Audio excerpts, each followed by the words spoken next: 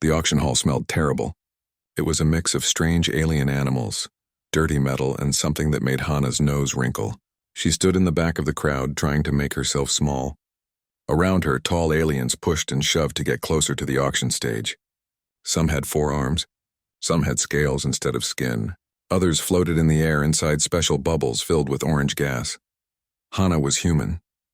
She was only 22 years old and worked as a mechanic's helper on a cargo ship called the Morning Star. The ship carried supplies between planets, and it was boring work most days. But Hana saved every credit she earned. She had a small bag of credits in her pocket right now. It wasn't much, but it was hers. The auctioneer was a Thulian. He had 6 arms and purple skin that looked like rubber. His voice was loud and harsh as he yelled at the crowd. He stood on a high platform, and behind him were metal cages. Inside the cages were creatures from all over the galaxy. Some were small and fluffy. Others were huge with teeth as long as Hana's arm. "Next item," the Thulian shouted. His 6 hands moved quickly, pointing at a large cage being dragged onto the stage by metal chains.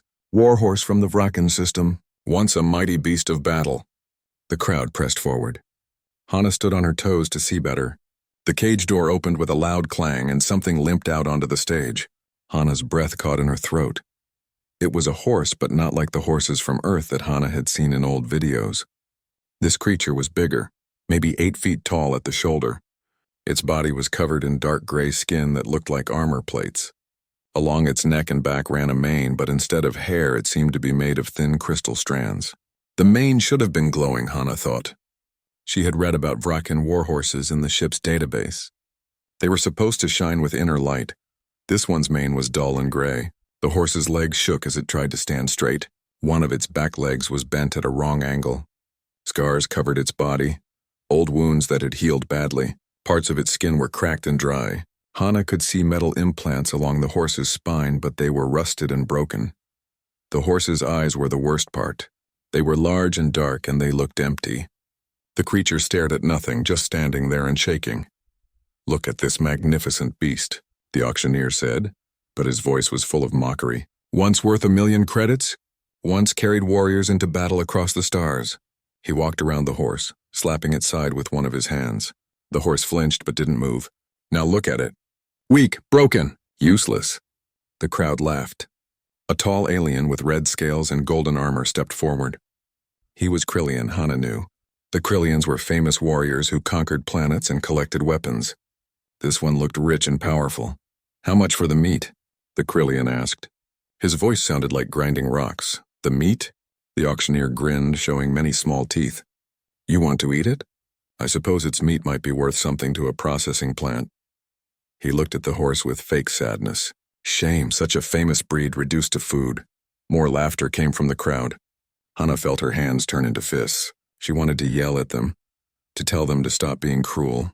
But she was just one human in a crowd of powerful aliens. They wouldn't listen to her. "Starting bid for processing," the auctioneer called. 500 credits for the whole carcass." Nobody raised their hand. 500 credits was too much for old scarred meat. 400? The auctioneer tried. Still nothing. 300? Come now. Someone must need animal feed. The Krillian warrior waved his hand dismissively and walked away. Other aliens turned their backs, already looking at the next cage. The warhorse stood alone on the stage, forgotten. 200. The auctioneer's voice grew angry. 200 credits, or this waste of space goes to the recycler. Hana's hand moved before she could think. It shot up into the air, holding her credit chip. The crowd went silent. Heads turned. Aliens stared at her with strange eyes. Some had 3 eyes. Some had eyes on stalks. All of them looked at the small human girl in the back. The auctioneer squinted at her. "Did you bid?" he asked, sounding confused. "Yes," Hana said. Her voice came out smaller than she wanted. She cleared her throat and said louder, "Yes, I bid 200 credits." The Thulian auctioneer started laughing. It was a wet, bubbling sound that made Hana's skin crawl. Around her, other aliens joined in. The laughter echoed through the metal hall. "A human," someone shouted. "Humans are so soft. Probably wants to pet it." Another voice called, "Give it a name and make it a friend." More laughter. Hana's face felt hot, but she kept her hand up. She stared at the auctioneer and didn't lower her arm. The Thulian wiped tears from his eyes with 2 of his hands. Well, any other bids?"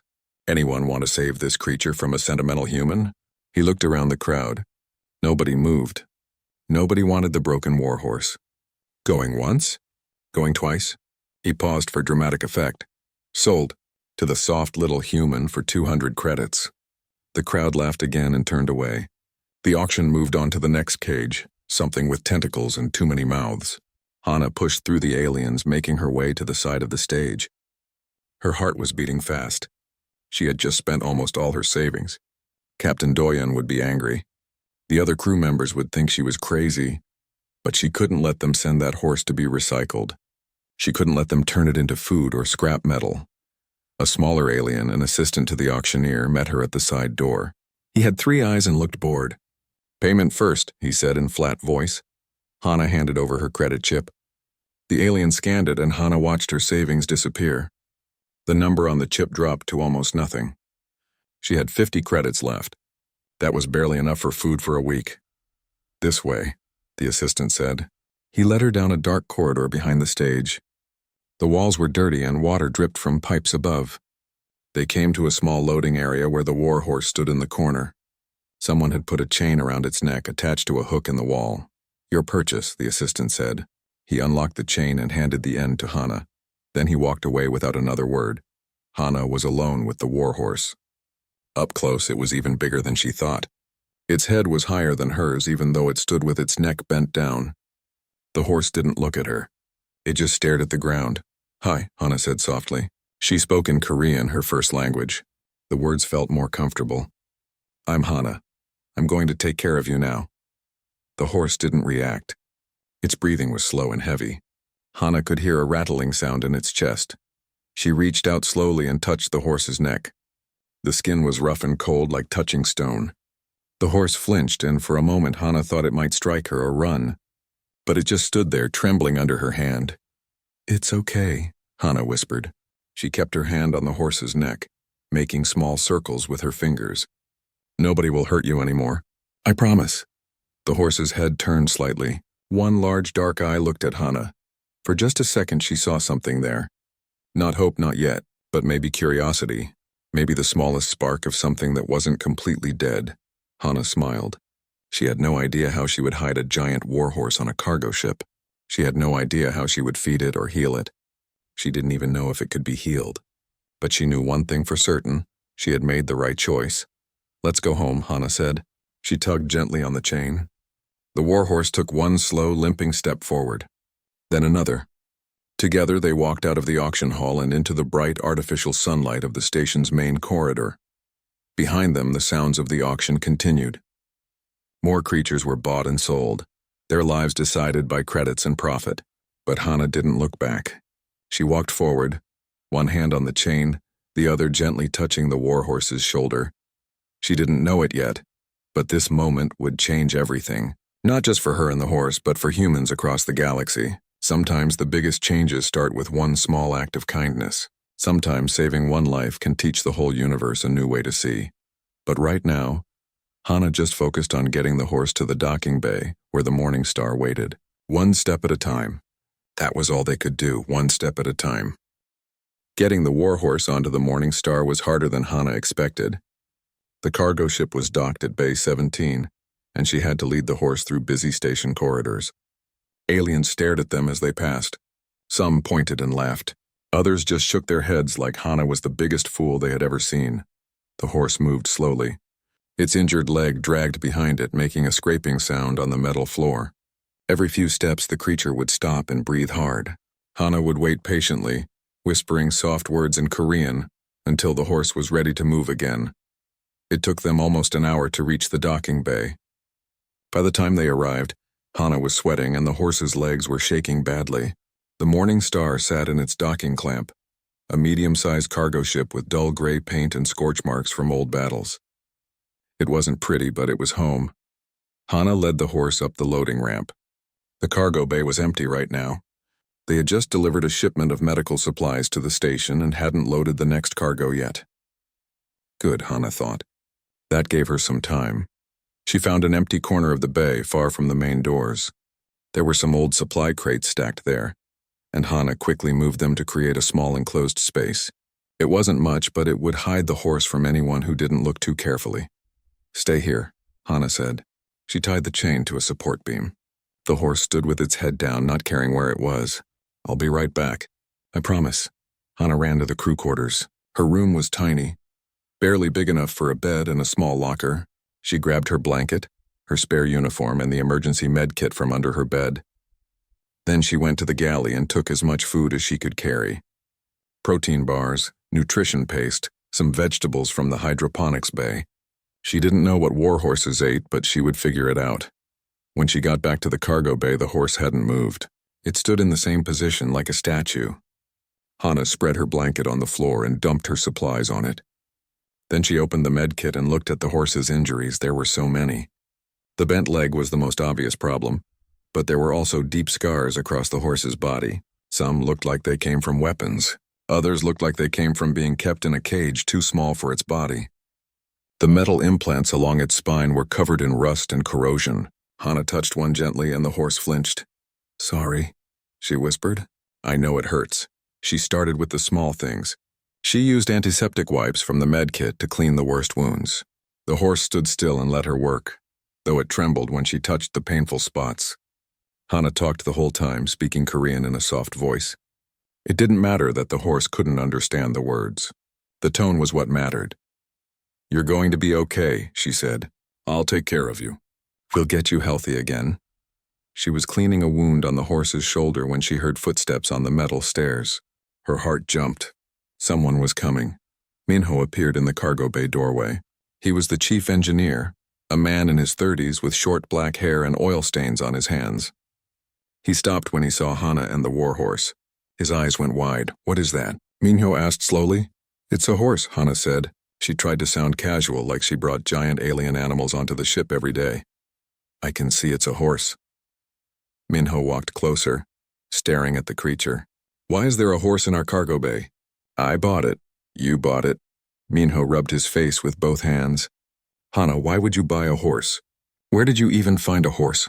"At the auction on the station. It was going to be killed." Hana stood up and faced Minho. "I couldn't let that happen." Minho looked at the warhorse, then at Hana, then back at the horse. "This is bad," he said. "This is very bad. The captain is going to be furious." "I know. He's going to make you get rid of it." "I know. You spent your money on this?" Minho asked. He sounded more sad than angry now. Hana nodded. She didn't trust herself to speak without crying. Minho sighed deeply. "The captain will be back from his meeting in an hour. You should figure out what you're going to say to him." He turned to leave, then stopped and looked back. "For what it's worth, I think you have a good heart. But this ship is not a zoo. We can't keep animals here." After Minho left, Hana sat down next to the warhorse. She felt tired and worried. Maybe this had been a terrible idea. Maybe she should have left the horse at the auction. But when she looked up at the creature, she saw its dark eyes watching her. There was something in that gaze now.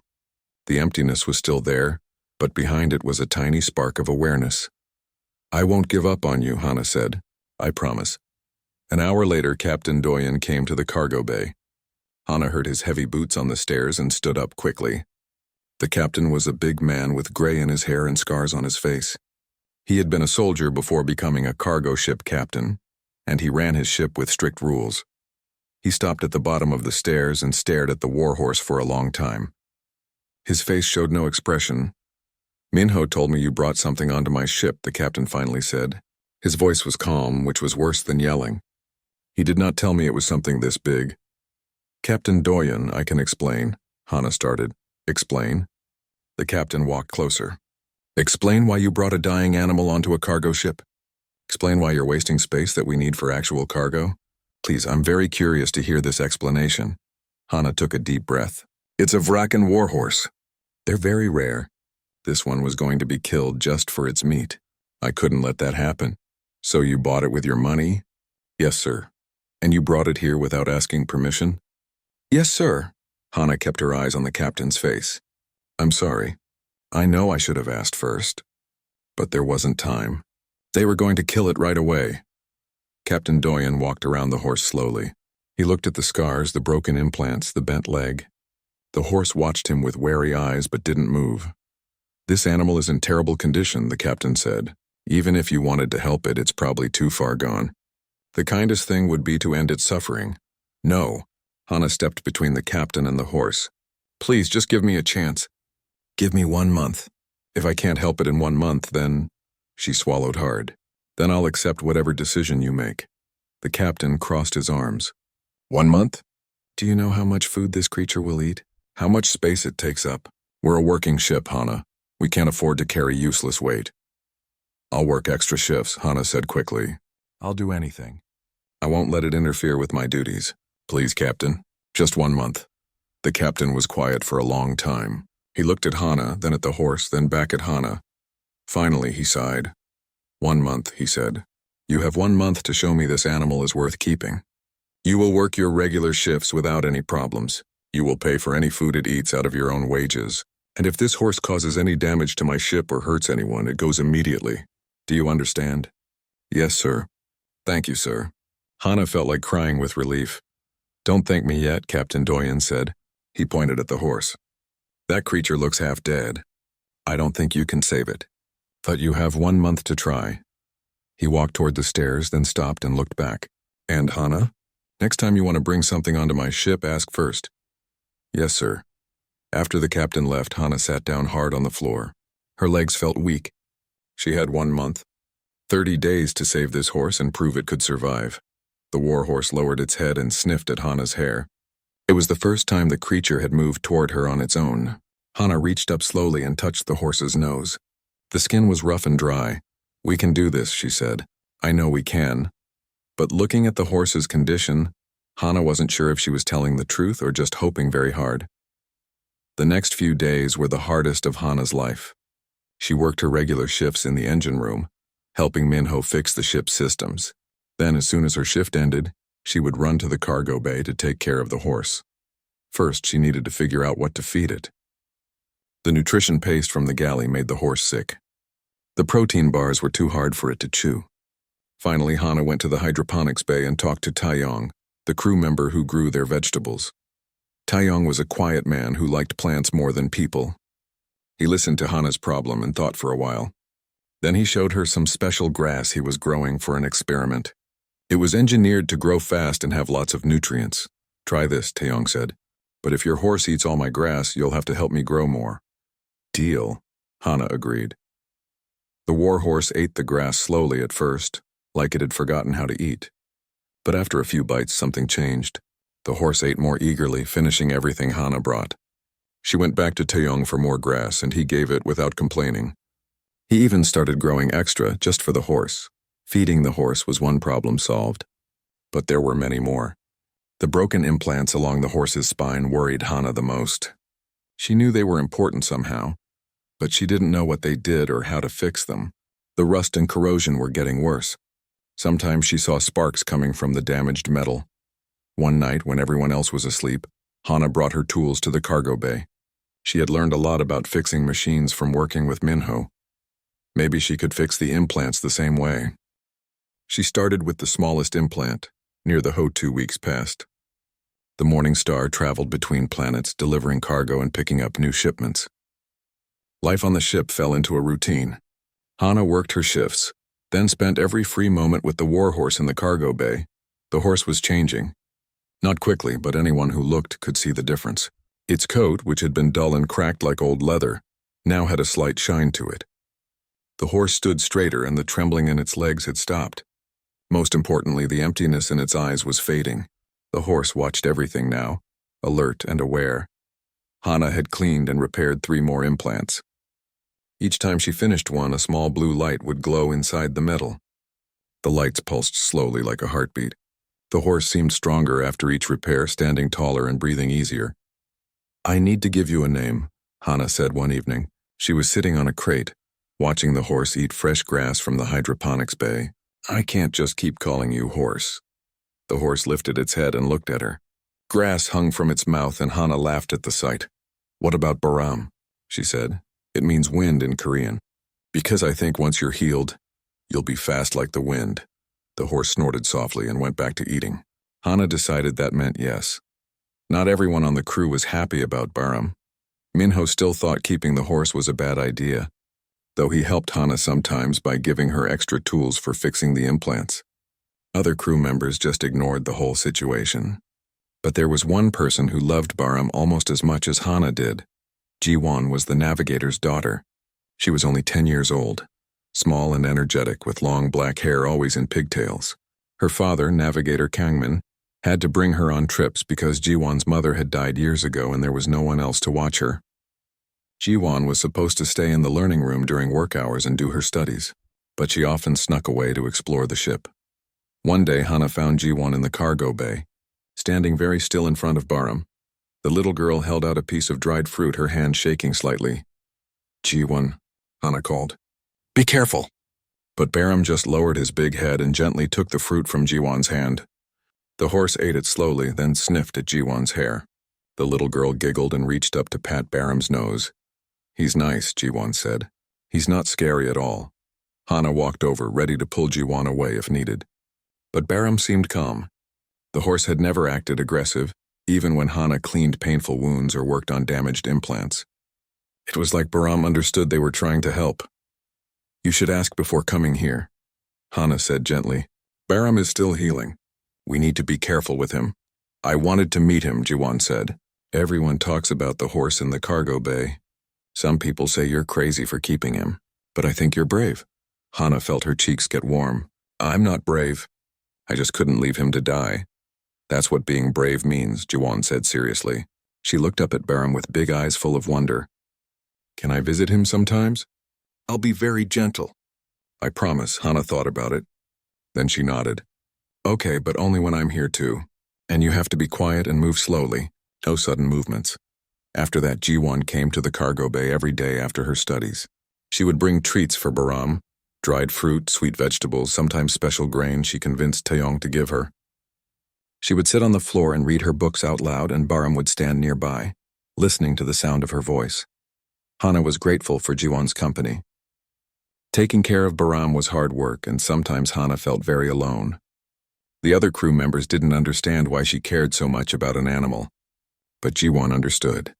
She saw Baram as a friend who needed help, not as a useless burden.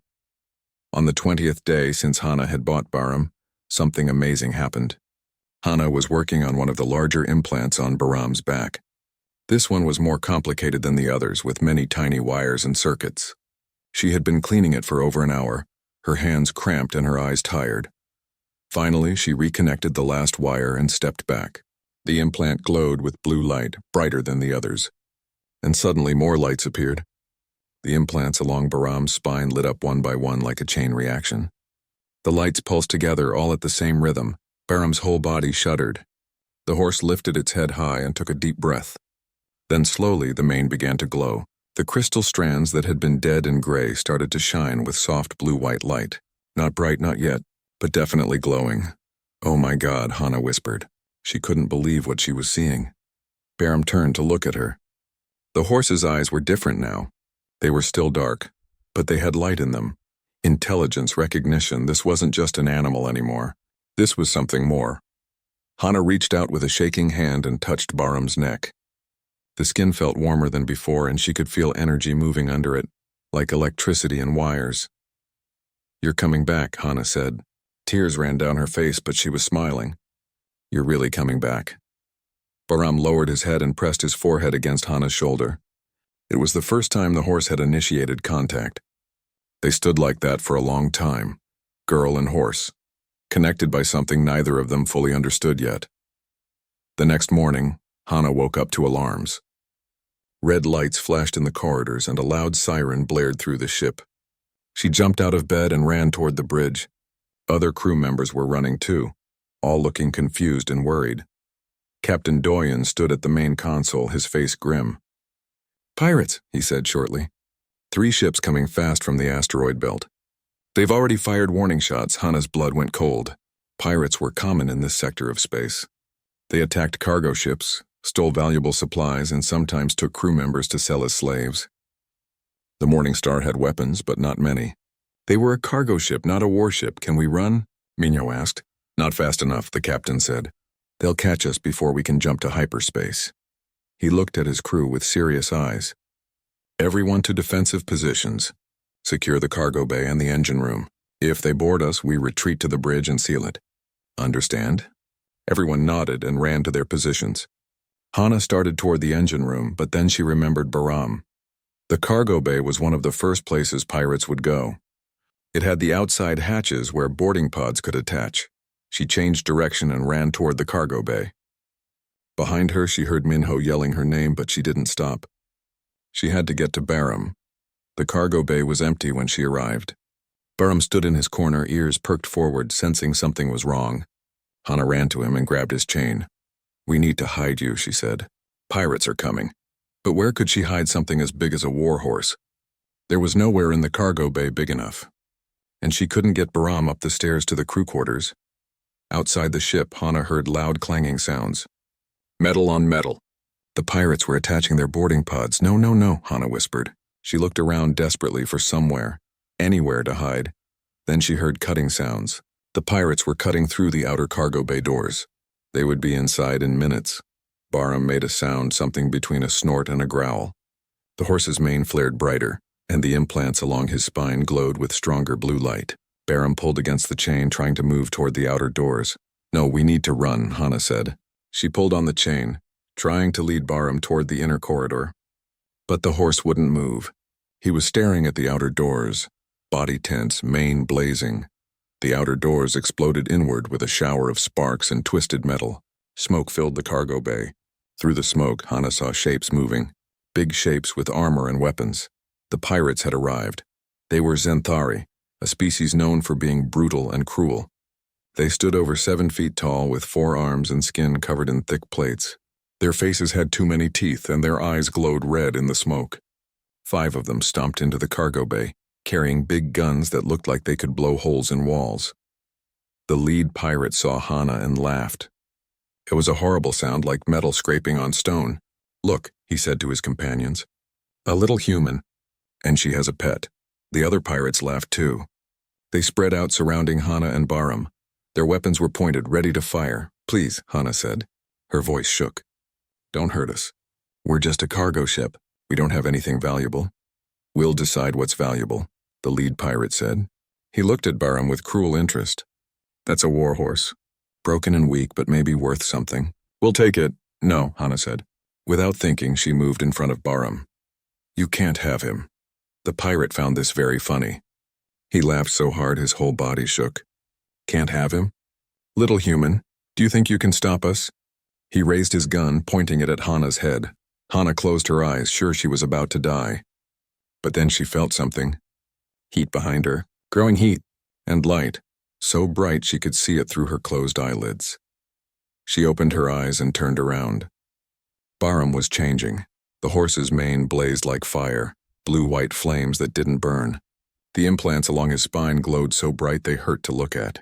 Plates of armor began to unfold from under Bahram's skin, sliding into place with mechanical precision. They covered the horse's body, turning him from a broken. The alarm stopped suddenly. The silence felt strange after so much noise. Hana heard footsteps running down the corridor toward the cargo bay.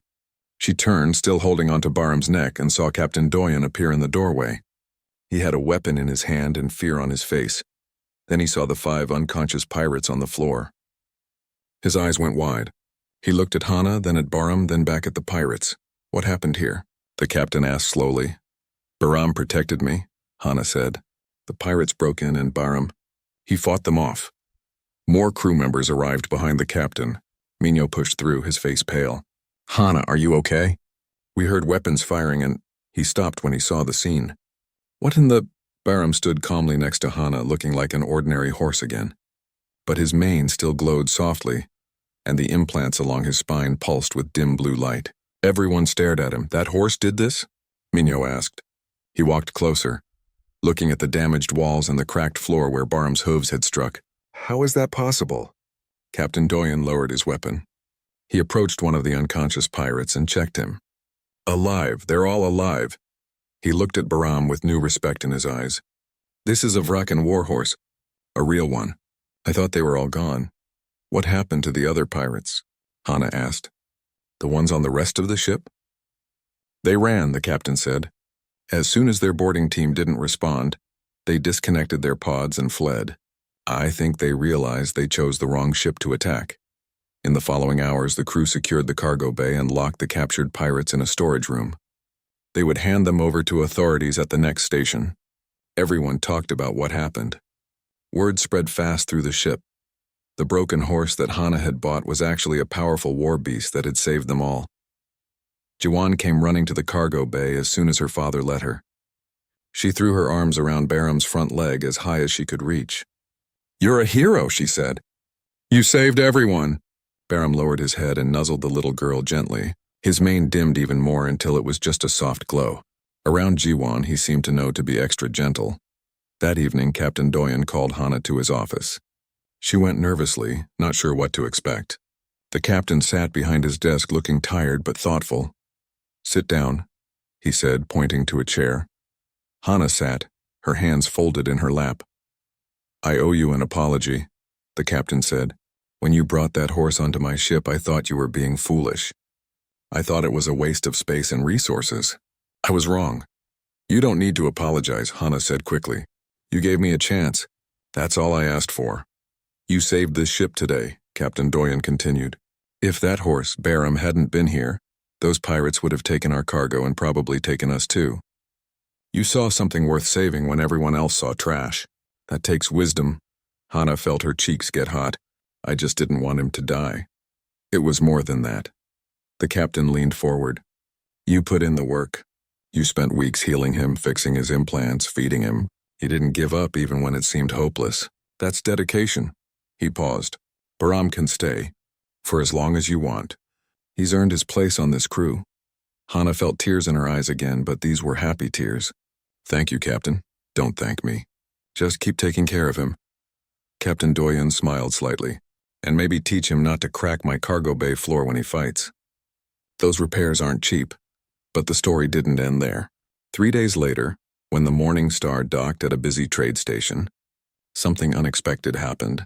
Hana was in the cargo bay, checking Baram's implants like she did every day, when she heard voices arguing outside. She went to investigate and found a crowd of aliens gathered near the ship's loading ramp.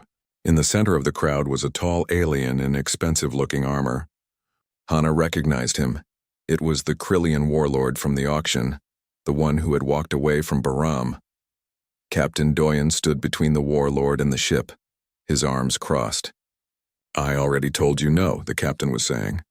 "The horse is not for sale." "You don't understand," the warlord said. His voice sounded angry. "That is a royal bloodline Fracken warhorse. Do you know how rare those are? How valuable?" "I know exactly how valuable he is," Captain Doyen replied. "That's why he's not for sale." Hana pushed through the crowd. "What's going on?" The Krillian warlord turned to her.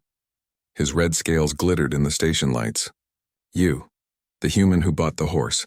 I will give you 10 million credits for it. Right now. That's 50,000 times what you paid."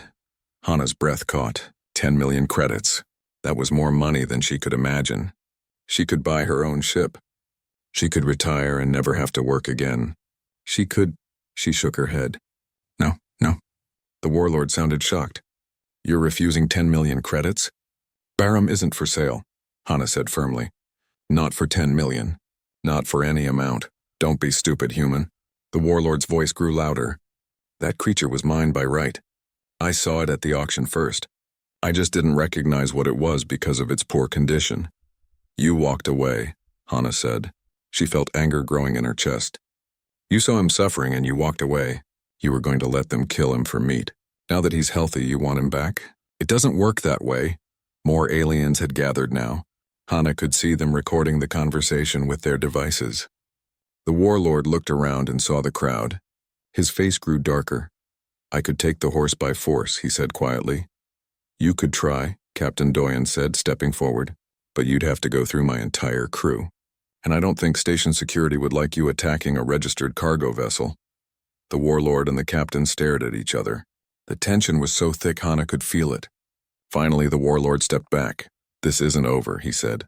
"I will file a legal claim. The Galactic Council will hear about this." "File whatever you want," Hana said. "Baram chose me, and I chose him. We're bonded now." She didn't know why she said that last part. It just felt true. But when she said it, she saw the warlord's expression change. His anger turned to shock, then to something like fear. Bonded? He repeated. You mean a true neural bond? Between a human and a Vrakan warhorse. He looked at Hana more carefully. That's supposed to be impossible. Only Vrakan warriors could bond with their horses, and the Vrakan are extinct. Maybe it's not impossible, Hana said. Maybe it just took someone who actually cared. The warlord stared at her for a long moment. Then he turned and walked away, pushing through the crowd. His guards followed him. The crowd slowly broke up, aliens returning to their business. But Hana noticed many of them were still recording, still watching. Captain Doyen put a hand on Hana's shoulder. That was brave. And probably stupid, but mostly brave. Did I really bond with Baram? Hana asked. I don't even know what that means. Neither do I, the captain admitted. But I think we're about to find out. Come on. Let's get back to the ship before someone else tries to take your horse. That night, Hana couldn't sleep. She kept thinking about what the warlord had said. A neural bond. She went to the ship's computer and searched the database for information about Vrakan warhorses. What she found was fascinating and scary at the same time. Vrakan warhorses were not just animals. They were bioengineered creatures, part organic and part machine. The implants along their spines were neural interface ports. When a Vrakan warrior bonded with a warhorse, their minds connected. They could share thoughts and feelings. The warrior could command the horse without words, and the horse could sense the warrior's needs. But the bond only worked between Vrakan warriors and Vrakan warhorses. Their biology was compatible. Humans and Vrakan were completely different species. The bond shouldn't be possible. Yet Hana knew something had changed between her and Baram. She could feel it. When she was near him, she could sense his emotions. When he was hungry or in pain, she somehow knew. And during the pirate attack, when Baram had fought, Hana had felt his determination and his desire to protect her. Maybe the bond had nothing to do with biology. Maybe it was about trust and love. Hana had saved Baram when no one else would. She had healed him and cared for him, and Baram had saved her in return. The next morning, Hana went to the cargo bay early. Baram was awake, standing in his corner. When he saw Hana, his mane brightened.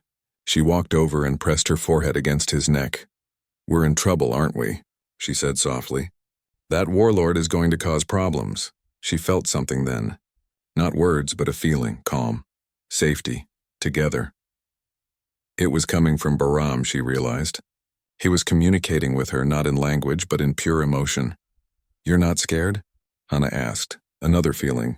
Confident, protected, strong. Hana smiled. You'll protect me, and I'll protect you.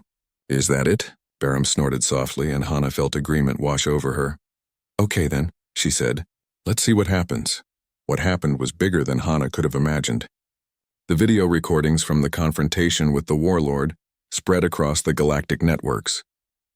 Everyone was talking about the human girl who had saved a warhorse and apparently bonded with it. News ships came to interview Hana. Scientists wanted to study Baram. Military officials sent messages asking questions, but Hana refused them all. She and Baram stayed on the Morning Star, continuing their regular cargo runs. The Galactic Council chambers were enormous. Hana had never seen such a big room. The ceiling was so high she could barely see it, and the walls were made of some kind of crystal that changed colors. Seats rose in tiers around a central platform, and those seats were filled with representatives from hundreds of different alien species. Hana stood on the platform with Baram beside her. She wore her cleanest uniform, but she still felt small and out of place. Captain Doyen stood behind her, along with Minho and Navigator Kangmin. They had come to support her, but only Hana was allowed to speak. Across the platform stood the Krillian warlord, whose name was Vex. He wore ceremonial armor that gleamed like gold, and 3 lawyers stood with him. They looked confident and powerful. At the highest point in the room sat the council judges, 5 beings of different species who would decide the case. The head judge was a Talarian, a species that looked like walking trees with glowing eyes. She raised one branch-like hand for silence. This council is now in session, the head judge said. Her voice echoed through the chamber. We are here to determine legal ownership of the Vrakan warhorse known as Baram. Warlord Vex has filed a claim. The human Hana has challenged that claim. Both will present their arguments. Vex stepped forward first. He was allowed to speak for 20 minutes, and he used every second. He talked about how valuable Vrakan warhorses were, how rare they were, how they should only be owned by experienced warriors. He said the auction where Hana bought Baram had been conducted improperly. He claimed the auctioneer didn't have the right to sell such a valuable creature for so little money. "This warhorse is military technology," Vex said, his voice booming. "It should be in the hands of someone who can use it properly. Not a child playing with something she doesn't understand." Hana felt anger flash through her. She wasn't a child. But she stayed quiet and waited for her turn. When Vex finished, the head judge turned to Hana. "You may present your defense." Hana took a deep breath and stepped forward. Her legs felt shaky. Hundreds of alien eyes watched her. She put her hand on Baram's neck for courage. "I don't have fancy words or lawyers," Hana began. Her voice sounded too small in the huge chamber. She cleared her throat and tried again, louder. "I just have the truth. When I saw Baram at that auction, he was dying. He was starving and broken. His implants were rusted. His leg was bent wrong. Everyone looked at him and saw garbage." She paused and looked around the room. Some of the alien representatives were leaning forward, listening. "Warlord Vex was at that auction too," Hana continued. "He saw Baram and he walked away. He didn't want a broken warhorse. Nobody did. They were going to kill Baram and turn him into meat. So I bought him. I spent everything I had, 200 credits. That's all he was worth to anyone there." Hana felt Baram move beside her. His mane glowed a little brighter, and she felt support flowing from him through their bond. "For weeks I took care of Baram," Hana said. "I fed him. I cleaned his wounds. I fixed his implants one by one, teaching myself how because nobody would help. I worked my regular shifts and then spent every free moment healing him. And slowly Baram got better." She turned and put both hands on Baram's face, looking into his dark eyes. "Now Warlord Vex wants him back. Now that Baram is healthy and strong. Now that someone else did the hard work of saving him. But Baram isn't property. He's not a tool or a weapon. He's alive. He has feelings. And he chose me, just like I chose him." One of Vex's lawyers stepped forward. "The human speaks of choice, but animals cannot make legal choices. The warhorse is property under galactic law." The head judge looked thoughtful. "This raises an interesting question. How do we determine ownership when both parties have valid claims?" "I have a suggestion," said a voice from the audience seats. Everyone turned to look. An old alien stood up slowly.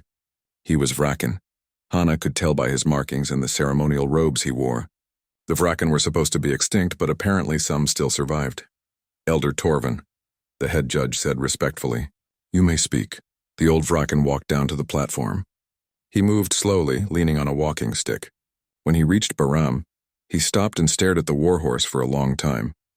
"I am Torvin, last keeper of the warhorse bloodlines," the old alien said. "I knew this horse's ancestors. I know the old traditions that most have forgotten." He reached out and touched Baram's mane. The crystal strands glowed brighter at his touch. "This is indeed a royal bloodline horse. Very rare, very precious." Hana's heart sank. Was he going to side with Vex? But Torvin continued, "However, there is something more important than bloodlines or rarity. There is the bond." He turned to look at Hana. "Child, come here. Stand beside your horse." Hana moved closer to Baram. Torvin studied them both carefully. "Place your hand on his neural port," Torvin said, pointing to the largest implant on Baram's spine. Hana did as he asked. The moment her palm touched the metal, she felt a surge of connection. It was like opening a door. Suddenly she could feel everything Baram felt. His strength, his loyalty, his fierce love for her. And she knew somehow that he could feel her emotions too. Torvin's eyes went wide. "Impossible," he whispered. "Yet I see it with my own eyes. A true neural bond between human and warhorse." The whole chamber erupted in noise, aliens talking and arguing. "The judge is trying to restore order. Silence!" the head judge called. When the room was quiet again, she looked at Torvin. "Explain, please. What is this bond?" Torvin took a deep breath. "When a Vrakan warrior bonds with a warhorse, their neural patterns synchronize. They become partners, able to share thoughts and emotions. The bond is sacred and cannot be broken except by death. It was the secret of our people's military strength." He gestured to Hana and Baram. "This human has achieved what should be biologically impossible. She has bonded with a warhorse, Vex stepped forward angrily. That proves nothing. The bond can be broken. Transfer the horse to me and I'll bond with it instead. No, Torvin said sharply. You don't understand. The bond cannot be broken. If you separate them, both will suffer. The horse may die. The human will carry psychological scars forever. This is not like owning a pet or a vehicle. This is a permanent connection. The head judge leaned back in her seat, thinking. The other judges whispered among themselves. Finally, the head judge spoke. Let me understand this clearly. You're saying that this human and this warhorse are neurally bonded? Yes, Torvin confirmed. And this bond cannot be broken without causing harm? Correct. Then it seems to me, the head judge said slowly, that ownership is not the right framework for this situation. You cannot own someone you are bonded with. They are your partner, your companion, not your property. Vex's face turned dark red. This is ridiculous. The human had no right to bond with military technology. Military technology? Torvin's voice was cold. War horses are living beings, bred and enhanced, yes, but still living. My people never considered them property. We considered them equals, partners in battle. He looked at the judges. If this council claims to value life and consciousness, then you must recognize that a sentient being with neural capacity has the right to choose their partner. And you're saying this warhorse chose the human? The head judge asked. The bond cannot form without mutual acceptance, Torvin said. The horse had to open his mind to her, just as she opened hers to him.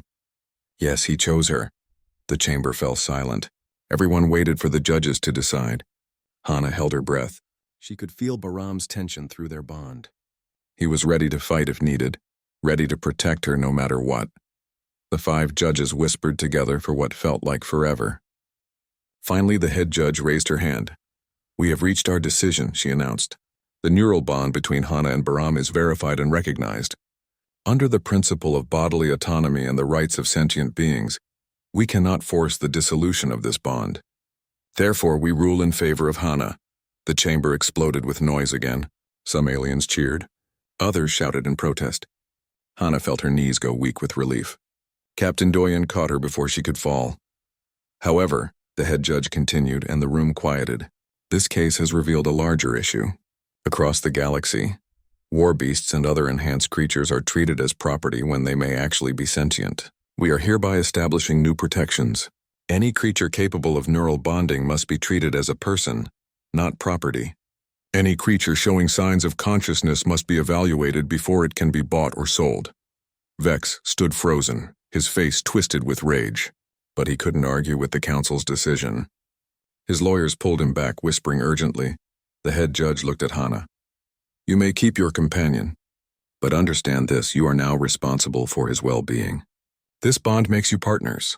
You must care for each other. I will, Hana promised. Always after the hearing, news spread fast across the galaxy. The case became famous. People called it the turning point decision. Other humans heard the story and started looking for war beasts that had been abandoned or mistreated. They found creatures in auctions and fighting pits, creatures that everyone else thought were broken or useless, and they saved them. Just like Hana had saved Bahram within a year, there were dozens of bonded pairs, humans and war beasts working together. Some became rescue teams, saving people from disasters.